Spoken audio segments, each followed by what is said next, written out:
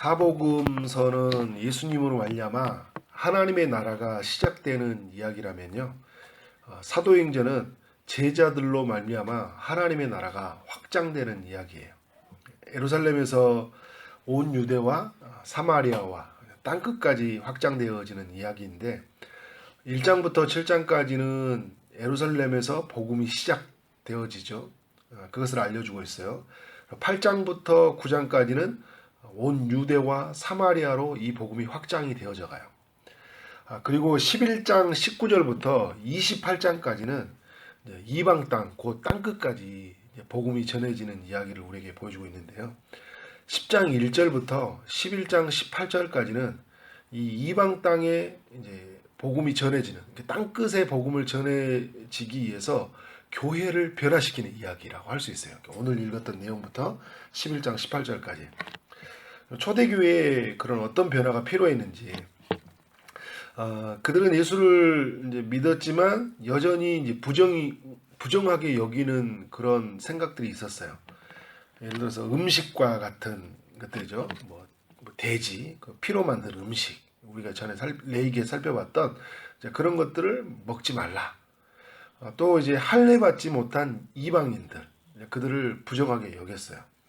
또 피를 흘린 사람들, 그런 사람들을 또 부정하게 여겼고, 또 이스라엘 사회 안에 있었지만 그 죄인과 세리들, 이런 사람들도 굉장히 부정하게 여겼던 사람들이었죠. 하나님이 이걸 바꾸시기 위해서 어떤 일을 교회 가운데 행하신가요? 지금 예루살렘 교회의 지도자였던 베드로를 먼저 하나님이 변화시키는 일을 하셔요. 그러니까 우리도 교회에 어떤 사역을 하게 되면 그 담임 목사, 어떤 지도자에게 하나님이 먼저 깨닫는 마음을 주시더라고요. 그래서 이제 그 깨닫는 마음들을 또 교회 가운데 말했을 때 우리가 좀 벗어나야 될 그런 생각, 그런 시선, 늘 해왔던 간행 이런 것들이 있어요. 이런 것들을 이제 좀 벗어날 수 있도록 어떤 사건을 만나게 하면서 거기에 대해서 이제 심각하게 우리 안에 있는 모습들을 보게 되면서 변화를 이루어가는 일들이 있잖아요. 우리가 이제 기범의 동산교회 다니셨던 분들도 알고 안산 동산교회 다니셨던 분들도 알 거예요.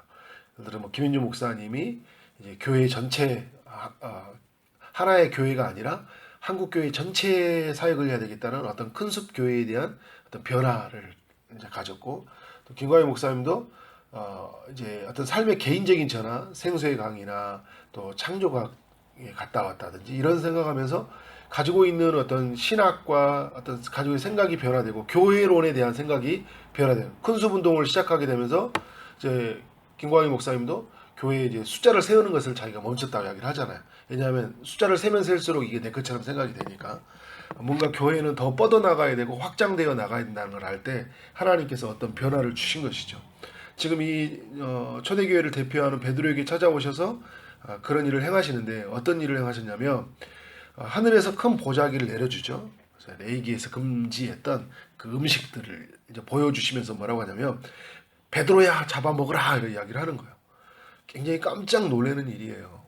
부정하게 생각했던 음식을 먹으라고 하니까 여러분 이게 이제 저도 이 장면이 별로 어떤 장면일까 생각했는데 안양 석수교에 계셨던 우리 김희규 목사님이 비유로 설명하는 거 보면서 피부에 확 닿았어요. 그분이 그런 이야기 하시더라고요. 오강을 요강인가요? 오강인가요? 요강. 이제 요를 보는 요강이죠. 요강에 계속 보던 것들이 있어요. 요강을 이제 이걸 그릇이 없으니까 깨끗하게 써야 되겠다 하고 계속 비누칠을 하고 삶아서 확 세균을 다 죽여가지고 이제 그 다음날 와가지고 거기다가 한 대접 음식을 넣어가지고 드십시오 하고 준 거예요. 나는 깨끗이 씻어가지고. 여러분 그럼 어떤 생각이 들 것 같아요? 찝찝하잖아요. 늘 유용어로 썼던 거예요. 바로 이런 것과 같은 거예요. 굉장히 피부에 확 와닿더라고요. 그러니까 부정하다고 생각했던, 우리는 돼지고기를 많이 먹었던 사람들이니까 먹어도 되잖아 생각하는데 이 사람들은 완전히 금기했던 상황이에요. 마치 요강에 있는 것보다 더 부정하게 생각했던 사람인데 먹으라고 그러니까 주님 부정하게 생각했던 걸 내가 어떻게 먹을 수 있어요. 3번이나 거절을 하는데 하나님은 3번이나 다시 설득하시면서 먹으라 이야기를 하신 거예요. 내가 깨끗하다고 한 것을 네가 어떻게 속되다 말할 수 있느냐 하면서. 그렇지만 이 베드로는 이 이야기가 무슨 이야기인지 잘 이해하지 못했는데 하나님이 고넬료를 베드로에게 보내주면서 그것이 무엇인지를 깨닫게 돼요. 그래서 1절부터 8절까지는 하나님이 먼저 누구에게 찾아왔어요? 고넬료를 찾아가 가지고 너는 이방인이었고 하나님을 이제 경외한 자로서 또 구제하고 많은 시간에 기도했던 너를 이제 구원하겠다는 하나님의 의지를 보여주신 거죠. 그래서 이제 그는 참 이렇게 여러 모습으로 신앙인과 같은 모습을 가지고 있었지만 뭘 믿지 못하는 사람이요? 아직 예수 그리스도를 알지 못하는 사람들이잖아요. 그래서 예수 그리스도를 알아갈 수 있도록 너에게 예수 그리스도가 누구인지를 알려줄 수 있는 사람을 이제 보내주겠다. 하나님이 찾아와서 천사를 통해 말씀해 주는 거죠. 그래서 지금 요바에 머물고 있는 베드로를 찾아가라 이야기를 하고 있어요. 베드로와 고넬료의 공통점은 뭐냐면 두 사람이 기도하고 있었다는 거예요. 기도하고 있는 두 사람을 연결시켰어요. 그래서 베드로와 고넬료가 만나게 되는데 이 베드로가 고넬료를 만나는 순간에 하나님이 이 일을 이루시구나. 그러니까 이것을 부정하다고 생각했던 것을 깨끗하다게 하신 것이 무엇인지를 알게 된 거죠.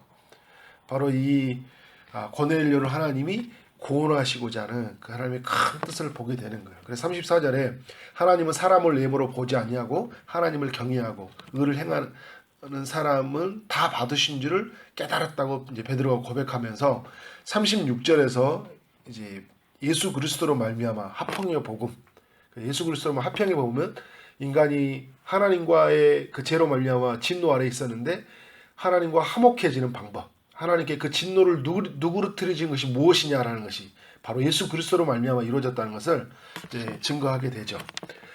그러면서 베드로가 예수님에 대해서 증언할 때 뭐라고 하냐면 예수님은 성령으로 부은 자다. 그는 두루다니며 선한 일을 행한 자다. 마귀에게 눌린 모든 사람을 고친 자다. 하나님이 함께 하신 자이다. 유대 모든 종교 사람들은 그를 죽였으나 하나님이 그를 살리셨다. 그래서 우리는 그 일의 증인이고 하나님께서 우리에게 이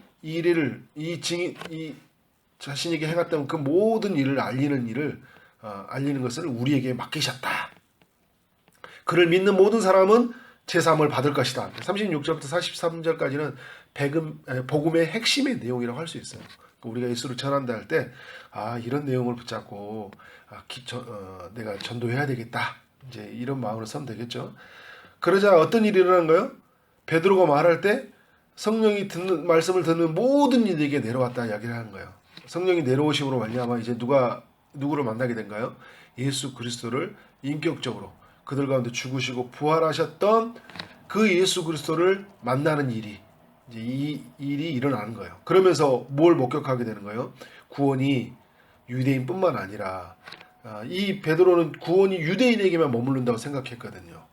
그들에게만 있는 예수 그리스도 하나님이 보내신 자 기름 부은 자는 그들에게만 보내는 사건이라고 생각했는데 이방 모든 민족에게 이루는 사건이구나. 그리고 사도행전 1장 8절에 너희가 성령이 임하시면 너희가 권능을 받고 예루살렘과 온 유대와 사마리아 땅끝까지 이르러 내 증인이 될 거라시라는 예수님의 약속이 있었잖아요.